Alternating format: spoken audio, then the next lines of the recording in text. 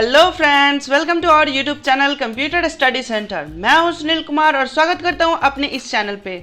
हम सीख रहे हैं web designing and publishing course, जिसके अंदर हम HTML चैप्टर को पढ़ रहे हैं। और आज का जो हमारा टॉपिक होगा, आज हम सीखेंगे इमेज टैग को। इमेज टैग की मदद से हम अपने वेबसाइट पे किसी भी टाइप के इमेज को कैसे सेट कर सकते हैं, चाहे वो लोगो हो या फिर कोई आइकन हो, उनको हम कैसे सेट करेंगे उसको आज हम यहाँ पे समझने वाले हैं। आज के क्लास में उसको हम समझेंगे। तो चलिए स्टार्ट करते हैं आज का ये क्लास को। तो आज का जो हमारा HTML एलिमेंट है वो है इमेज टैग। इमेज टैग की मदद से हम क्या कर सकते हैं, तो किसी भी टाइप का कोई इमेज हो, लोगो हो, आइकन हो या फिर किसी भी टाइप का पिक्चर हो, तो उन सभी को हम यहाँ पे ऐड कर सकते हैं। उसके मन चाहे लोकेशन पे भी ऐड कर सकते हैं, मन चाहे साइज के हिसाब से भी हम उसको सेट कर सकते हैं। यानी कि हम इमेज तो सेट करेंगे, साथ में साथ उसके सेटिंग्स भी हम कर सकते हैं बड़े ही आसानी से। तो इसके कुछ डेफिनेशन कह रहा है, इसको हम समझते हैं। इमेज टैग यहाँ पे कह रहा है कि this tag is used to set the image, logo, icon and many more types of picture on web page.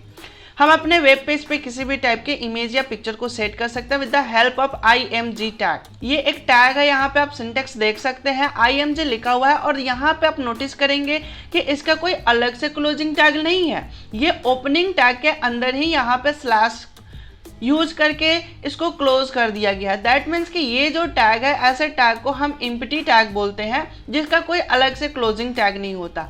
तो इसको यूज कैसे करते हैं, इसके अंदर हम एलिमेंट कैसे ऐड करते हैं, तो इसके अंदर जो एलिमेंट ऐड होता है वो इसके एट्रीब्यूट के मदद से ऐड होता है। तो इमेज टैग के कौन कौन से एट्रीब्यूट है उसको हम समझते हैं। तो यहाँ पे देखिए इतने सारे एट्रीब्यूट्स हैं, सबका अपना अलग अलग वर्क है। हम इसको कैसे यूज कर सकते हैं, एक एक एट्रीब्यूट को समझते हैं। सबसे पहला और मोस्ट इंपॉर्टेंट जो एट्रीब्यूट है वो है SRC।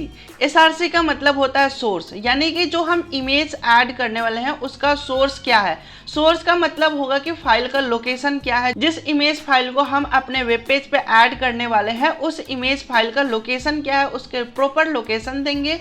या फिर अगर सेम फोल्डर में है तो उसका हम केवल नाम देके भी काम चला सकते हैं। तो जब हम इसका प्रैक्टिकली करेंगे तो आपको ये बेहतर क्लियर हो जाएगा कि हम लोकेशन कैसे सेट कर सकते हैं। अगला एट्रीब्यूट जो है वो है टाइटल। टाइटल यहाँ पे कहता है कि इमेज का कोई टाइटल सेट करना है तो हम इस एट्रीब्यूट का यूज करेंगे। और थर्ड नंबर पे जो एट्रीब्यूट है वो है ALT। ALT का मतलब होता है अल्टरनेट।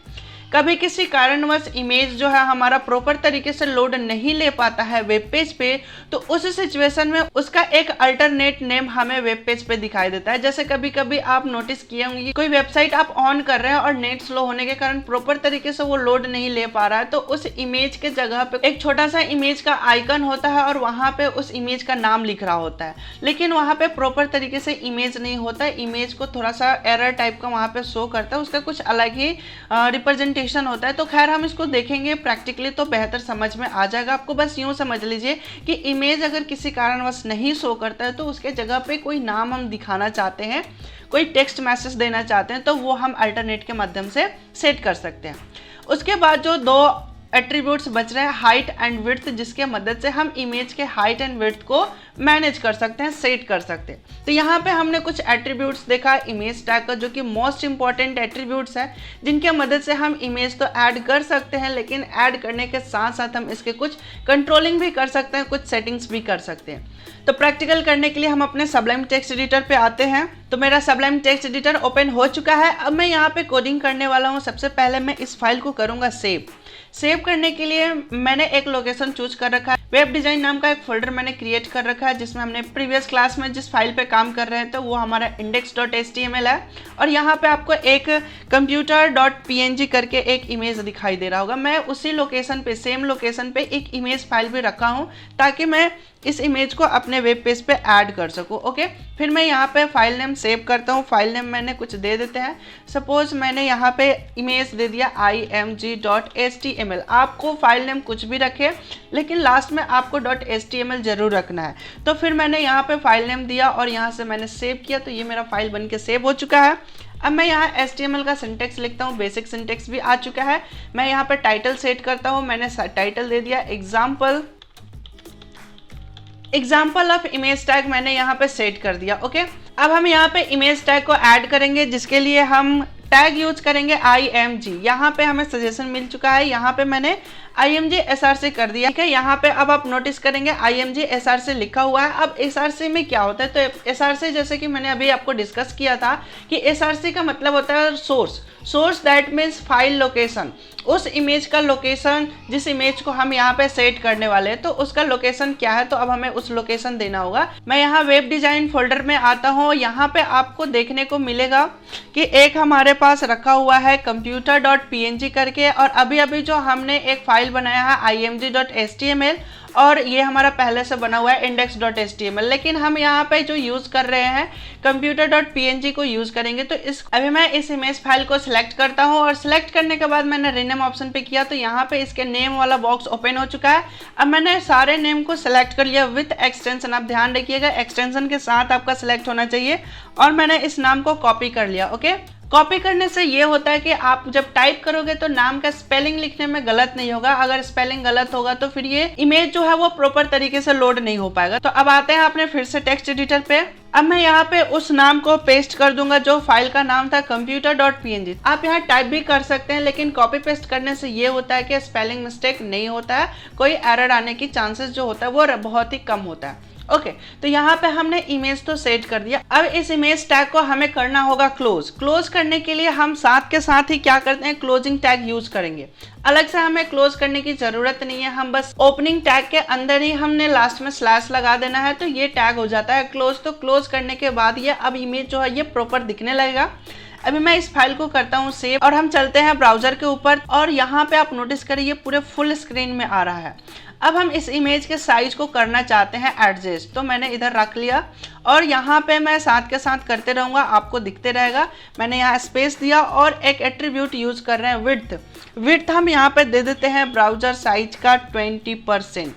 यहाँ पे हम पिक्सल भी सेट कर सकते हैं और परसेंटेज भी सेट कर सकते हैं। तो परसेंटेज देने से ये होता है कि इनकेस अगर हमारा ब्राउज़र का जो साइज है वो घटता बढ़ता है तो इमेज भी साइज ऑटोमेटिक एडजस्ट हो जाए, इसलिए हम यहाँ पे परसेंटेज साइन का यूज़ कर रहे हैं। ओके, अब मैं इस पेज को करता हूँ रिफ्रेश, तो अभी आप देखिए कि ये ब्राउज़र का जो विड्थ है यहाँ से यहाँ तक, इसको ये 100% मान के ये 20% विड्थ कर दिया। अगर मैं इसको फुल स्क्रीन में करूँ तो अभी आप देख सकते हैं कि ये जो हमारा इमेज है इसकी साइज़ थोड़ी सी बढ़ चुकी है, यानी कि ब्राउज़र के साइज के अकॉर्डिंग ये इमेज जो है ये एडजस्टेबल हो चुका है। तो इस तरह से हम इमेज को सेट कर सकते हैं। अब मैं यहाँ पे चाहता हूँ कि कंप्यूटर है और कंप्यूटर वर्ड नीचे लिखा हुआ रहे, तो अब हम यहाँ पे एक और काम कर सकते हैं, एक हम हेडिंग टैग यूज कर सकते हैं। तो मैंने यहाँ पे H2 यूज करता हूँ, और H2 के अंदर मैं यहाँ पे लिखता हूँ कंप्यूटर। ओके, अब मैं इसको सेव करता हूँ और मैं यहाँ पे रिफ्रेश करता हूँ, तो अभी आप देखिए कि ये इमेज हो गया और इमेज के नीचे हमारा लिखा हो रहा है कंप्यूटर। अगर हम कंप्यूटर का डेफिनेशन नीचे लिखना चाहते हैं तो हम यहाँ पे कंप्यूटर का डेफिनेशन भी लिख सकते हैं। इसके लिए हम पैराग्राफ टैग का यूज करते हैं, और यहाँ पे मैं पैराग्राफ टैग को क्लोज करता हूँ और बीच में मैं लिखूंगा कंप्यूटर का डेफिनेशन।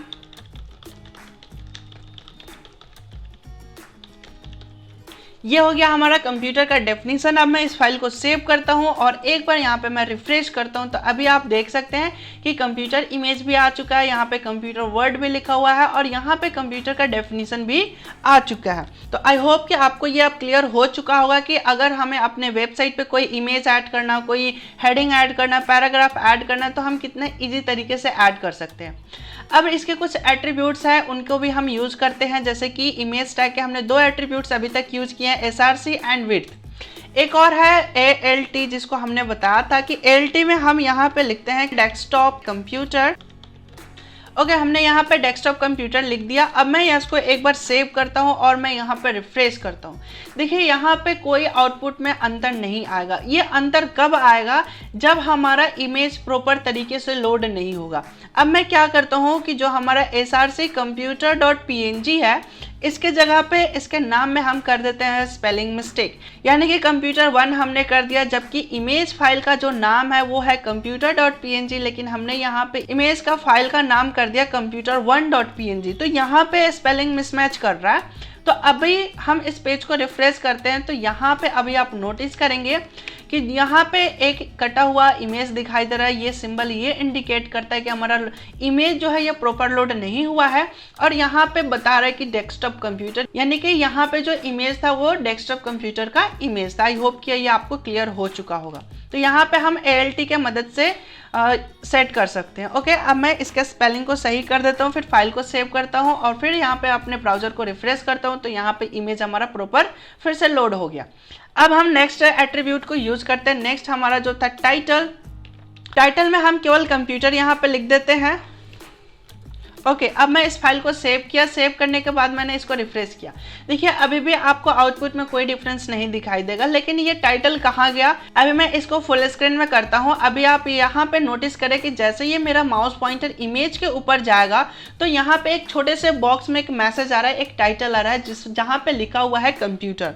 आई होप कि ये आपको दिख रहा होगा। मैं एक बार फिर से यहाँ पे माउस पॉइंटर लेके जाता हूँ। यहाँ पे आप नोटिस करें यहाँ पे कंप्यूटर लिखा हुआ आ रहा है। तो ये जो कंप्यूटर वर्ड लिखा हुआ आ रहा है ये कैसे आ रहा है, तो टाइटल एट्रीब्यूट के मदद से। और ये जब इमेज प्रॉपर लोड नहीं होता है वहाँ पे जो मैसेज हमें दिखाई देता है, जो टेक्स्ट दिखाई देता है, वो कैसे दिखाई देता है, तो वो दिखाई देता है ALT यानी कि अल्टरनेट हमारा जो एट्रीब्यूट है इसके मदद से। तो हमने यहाँ पे इमेज टैग यूज किया। इमेज टैग में हमने src एट्रीब्यूट यूज किया जिसके मदद से हम किसी भी इमेज को ऐड कर सकते हैं।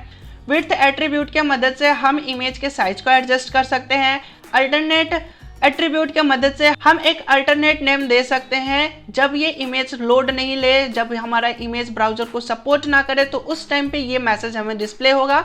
और टाइटल एट्रीब्यूट का काम ये है कि जब हमारे इमेज के ऊपर माउस पॉइंटर मूव करेगा तो वहां पे इस इमेज का एक नाम दिखाई देगा, टाइटल दिखाई देगा। तो ये हमने टाइटल एट्रीब्यूट के मदद से ऐड करना है। तो आई होप कि यहाँ पे आपको सारे कोड समझ आ चुके होंगे। मैं इस कोड को एक बार फुल स्क्रीन में कर देता हूँ। अब आप इसको प्रॉपर तरीके से नोट डाउन कर सकते हैं, देख सकते हैं, समझ सकते हैं। अगर कोई भी डाउट या कंफ्यूजन है तो आप हमें कमेंट सेक्शन में कमेंट करके पूछ सकते हैं, मैं उसका प्रॉपर रिप्लाई करूंगा। अगर ये वीडियो आपको पसंद आया है तो आप इस वीडियो को लाइक करें और अपने दोस्तों के साथ शेयर करें ताकि वो भी एक फ्री में एक वेब डिजाइनर बन सके और अपने लाइफ कैरियर को सेट कर सके, एक अच्छे से कंपनी में जॉब ले सके और अपने लाइफ स्टाइल को बदल सके। अगर इस टाइप के वीडियोस देखने में आप इंटरेस्टेड है तो हमारे इस चैनल को सब्सक्राइब करें और बेल आइकन प्रेस करें ताकि जब भी इस टाइप का कोई वीडियो अपलोड हो नोटिफिकेशन आपको सबसे पहले मिले। अगले क्लास में हम ये डिस्कस करेंगे ओवरऑल हमारा जो वेब पेज है उसके बैकग्राउंड में अगर कोई हमें इमेज सेट करना हो या फिर बैकग्राउंड का कलर चेंज करना हो तो कैसे सेट करेंगे। तो नेक्स्ट क्लास में हम बैकग्राउंड से रिलेटेड टॉपिक पर डिस्कस करेंगे। तब तक के लिए धन्यवाद। Thanks for watching this video and take care. Bye bye.